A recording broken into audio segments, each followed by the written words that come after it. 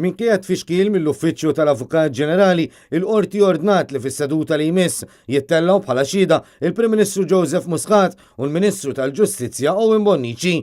Dan hekk kif komplet tinstema l-kawża kostituzzjonali li l-kap tal-Oppożizzjoni Adrian D'Elia fetaħ kontra l-Avukat Ġenerali wara li l-Avukat Ġenerali naqas milli jgħaddilu kopja tal-inkjesta Grant. Il-kap tal-Oppożizzjoni qed jargumenta li wara li r-rapport komplut tal-inkjesta ingħadda lill Prim Ministru bl-Avukat Ġenerali jiddeċiedi li iżda dan m'għandux jingħadda lill-kap tal-Oppożizzjoni inħolqot diskriminazzjoni bejn il-Prim Ministru u l-kap tal-Oppożizzjoni fil-karigi kostituzzjonali rispettivi tagħhom. Talba tagħna hija bażata fuq żewġ prinċipji, waħda li hija l-libertà tal-espressjoni u allura id-dritt tal-informazzjoni, u t-tieni waħda huwa l-leżjoni kostituzzjonali għax kien hemm żbilanċ ta' poteri li jinħoloq bl-aġir tal-Avukat Ġenerali innifsu. Fl-aħħar jiem fil-qorti l-Avukat Ġenerali ddikjara wkoll li anke l-Ministru Owen Bonnici ingħata kopja ta' rapport komplut għax kontu aġixxa bħala l-Avukat tal-Prim Ministru.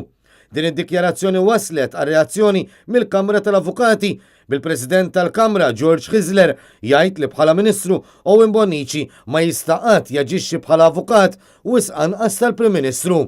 Sa dan it-tant fis-seduta ta' tlieta li għalija l-Avukat Ġenerali Peter Grech ma kienx preżenti, l-Uffiċċju tal-Avukat Ġenerali qal li ma kellux aktar mistoqsijiet għall-Avukat Ġenerali.